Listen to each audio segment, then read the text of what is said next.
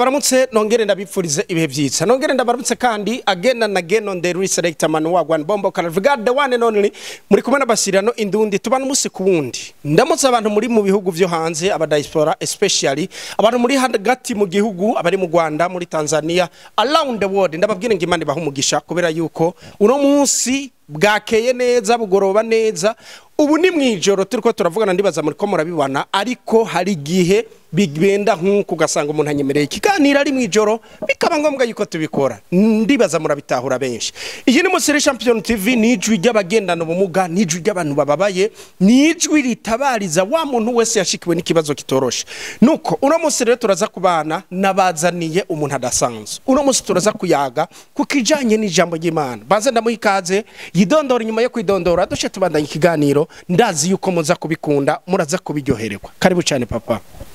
Ndabaramukije mu izina rya Yesu Kristo amaro y'Imana bane namwe ku mazina nitwa Dieudonné umukristo mu ishengero rya Jedidia Mountain Miracle Church kandi turashimiye ko mwadutumiye mu kiganiro turabakozi b'Imana tukurikirana ibikorwa by'Imana muri urwo rushengero rero turashimiye Imana ko yongeye kandi kwemera yuko dusubira kandi guhura tuvugana ku majambo y'Imana tuvugana ku bikorwa by'Imana Imana ibahezagire cyane. Asante sana. Bazenda ndagushimire kuba mwanyemereye tugakorana nubwo ari mwijoro kabisa ndabashimiye kuko mwakoze iyo bwabaga muranyemerera muravuga muti ingwe dukore nta kibatse Imana ibanze bampera umugisha. Iduhezagire. Mbere yuko twinjira mu kiganiro rero mbanze ndagusabe udusengere udushire mu maboko y'Imana hama dushe tubandanye ikiganiro kugira ngo Imana iduhane umugisha. Barakoze Imana turagushimiye uri Imana ihambaye uri Imana ikora ibitangaza wakoze kongeye kandi kwemera yuko dushika muri kino kiganiro nimba wemeye ko dushika muri kino kiganiro nuko Mana wari ufise umugambi ari ibintu Mana ugiye gukora ari ibintu Mana ugiye kudushikana ko abaza gutumviriza muri kino kiganiro. Amen. Urakoze Mana urakoze uri Imana ihambaye kandi uri Imana ikora ibitangaza rero turakwerese ivyo tuza kuvugira byose muri kino kiganiro turakwerese Imana baza kumviriza kino kiganiro uze kugurira imitima yabo yugurura amatwi yo mu buryo bw'impemu no mu buryo bw'umubiri maze Imana ivyo tuza kuvuganira Mana ngaha muri kino kiganiro ntibize kuca mu gusukira mu kundi ariko bize kumera nk'imbuto bize kumera mu mitima yacu tugusenze tukwizeye ni mu izina rya Yesu Kristo amen. Amen. Imana ibamugisha. Imbere yuko nza kubaraba hari bibazo bikuru mbangira iyo jewe ndiko ndabaza umuntu ugasanga hari benshi bavyitiranya ugasanga hari bavyakira neza n'abatavyakira nabi mubanze munyihanganire ku mvugo nza gukoresha yose turiko turakora iki kiganiro banza mubinyemerere ko muza kunyihanganira turaza kwihanganira neza cyane uyu munsi iyo bavuze ngo umukristo iri jambo urisobanurira gute abantu bakunda kubakurikirana vy'umwihariko abantu baza muri eglise wanyu umukristo nyawe niki umukristo nyawe nujya abayemeye kwakira Yesu nk'umukiza yego n'umucunguzi w'ubugingo bwiwe umukristo nyawe nujya agendera ku mabwiriza y'Imana umukristo nyawe nujya amenya kwitandukanya n'icyaha giranira ubusabane hagati yiwe n'Imana niwe utwita umukristo nyawe nujye agiranira urukundo abafise urukundo muri we akagiranira urukundo n'abandi iyo no tuvuga umukristo nyawe abushise neza cyane urakoze cyane umukristo nyawe twumvise wariwe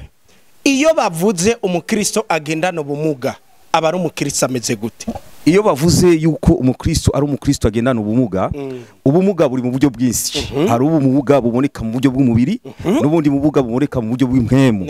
rero twebwe nk'abahamagawe na Kristo turiko turavuga ntituba turiko turaraba iby'umubiri turiko turaraba ivyo mu buryo bw'impemu umukristo uvuga yuko agendana ubumuga n'ujya mu Kristo usanga yinjira mu itorero cyangwa mu rushengero ariko kuri we ntubona imbinduka ntubona ibihinduka kuri we ukagumubona ari wa wundi cyangwa ari muri vya nyene uyu niwe twita umukristo agendana ubumuga kubera abafisi ikintu kimwerekana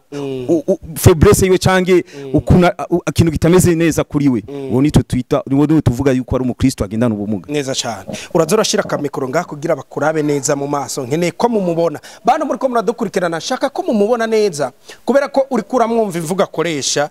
arumva ikirundi neza kandi akivuga neza ariko ikirundi si cinshi muri we ibi bintu ubitandukanya gute mu gihe iyo uri kurigisha usanga ikirundi hari abantu bakunda kuvuga ngo turiko turigishwa n'umuntu mugabo avuga ikirundi nubwo ari karakivuga mugabo turumva yuko atari umurundi iki kintu nshaka kugira ugira ico kivuze uhanure n'abantu bakunda kukivuga mu mashengero canke n'ahandi. En fait ikirundi kubera turabarundi twavukiye mu gihugu dufata dufata ikirundi nico ururimi rwacu ariko bivanye n'ahantu usanga abantu twagiye tuvukira hatandukanye n'indimi tugenda tuvuga nk'abatwebwe twavukiye ngaha mu muji usanga kenshi twabaye mu Giswahili cyane tukavuga Igiswahili cyane ugasanga turaje yacu yose dufise tuba turi ko turavuga Igiswahili ugasanga rero twaratwaye ya kamere rwa rurimi rwacu ugasanga no kuruvuga hari utuntu tutagenda tumeze neza ariko nibaza yuko mu bintu byo kuvuga ati kukwigisha cyangwa gushaka kumenyesha abandi le nécessaire aba ari message umuntu abashaka gushika. Asante sana. Tuve muri iki rero nshaka ikinyago nyamukuru jewe iyo turiko turayaga n'umuntu kiba gishingiye ku kintu kijanye n'imisi ya nyuma iherezo imisi ya nyuma iyo wumvise imisi ya nyuma mbega wumvike kigira kabiri iyi misi ya nyuma udusiguriye ico wumvamwo ni gute wohanurira abantu rero bumviriza ijya misi ya nyuma bivanye n'ingene uza kubisigura ni giki wobwira abantu kukijanye n'ijya misi ya nyuma uza kuba wadusiguriye. Turiko turavuga imisi ya nyuma abantu benshi bahora babona yuko ari iherezo ry'isi ariko imisi ya nyuma nishingiye gusa ku iherezo ry'isi cyangwe tuvuge ngo mu kugaruka kwa Yesu Kristo kuko na Yesu Kristo ataragaruka urufu ruba ruhari neza cyane bisigura yuko imisi ya nyuma nujya munsi wose ugushikira ukagukura mu mubiri ukagushikana ku rufu kuko urufu kandi mu ijambo ry'Imana niyo nzira idushikana kwa data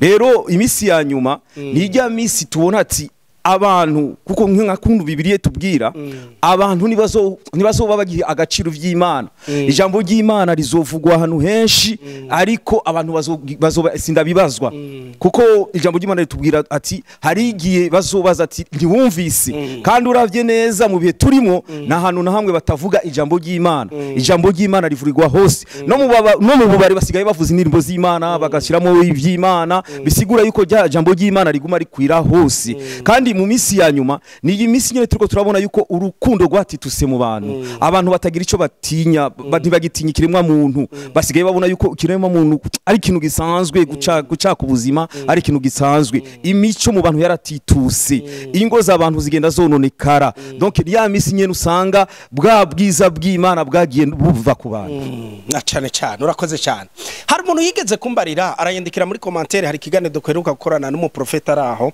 arayandikira muri commentaire arambarira ngo ivyo bintu uwo muntu yavuze nivyo ijana kwijana ariko nkeneye kumenya yabirose gute ko mbona kiri muto mbega ukuri kuvuga ukuzi canke dufatiye ku bantu bavuga ngo ukuri ni kuvuga ukuzi kuvuga ukuzi ni kuvuga umuntu kubera kuze iryo jambo wewe wori iyi siguro bwoko ki en fait mu vy'Imana ni ibintu biyobeye kuko Imana ifise ukuntu ikoresha abantu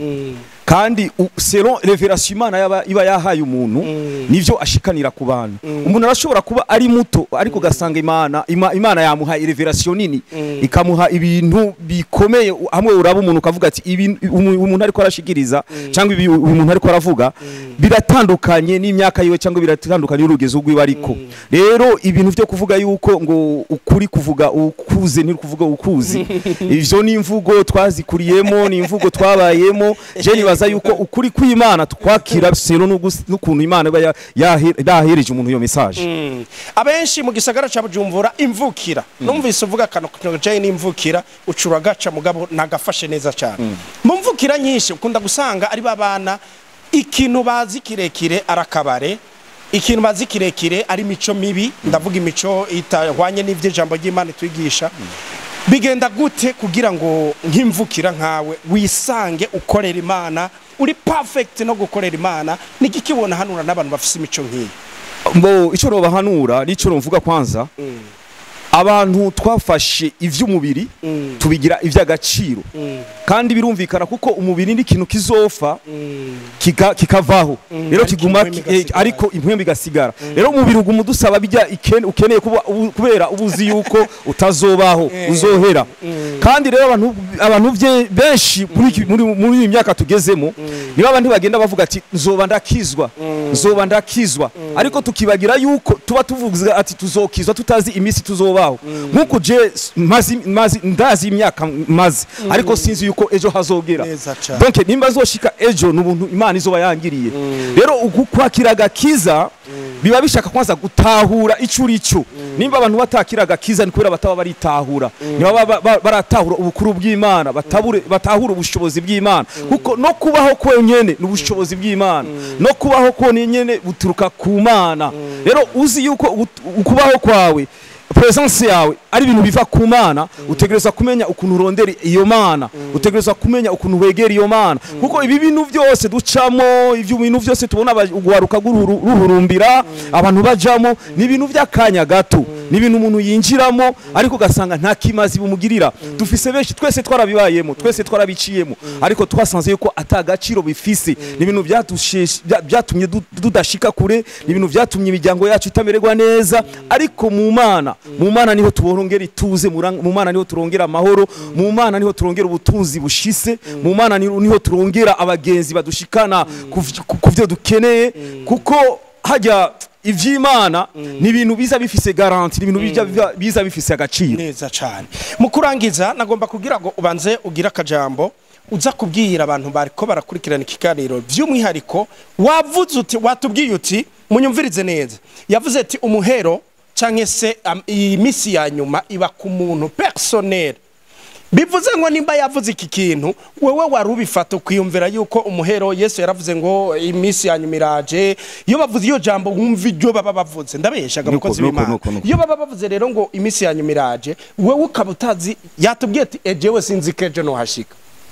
gira icyo ubwiye abantu rero batabitahuye neza batabyumvise neza kukijanye n'imisi ya nyuma kugira ngo bumve bo kwitora gute muri iyi misi ya nyuma mbega umunsi wa nyuma ugeze umuntu akwiriye kuvyitwaramwo gute kugira ngo duce turangiza ikiganiro umunsi wa nyuma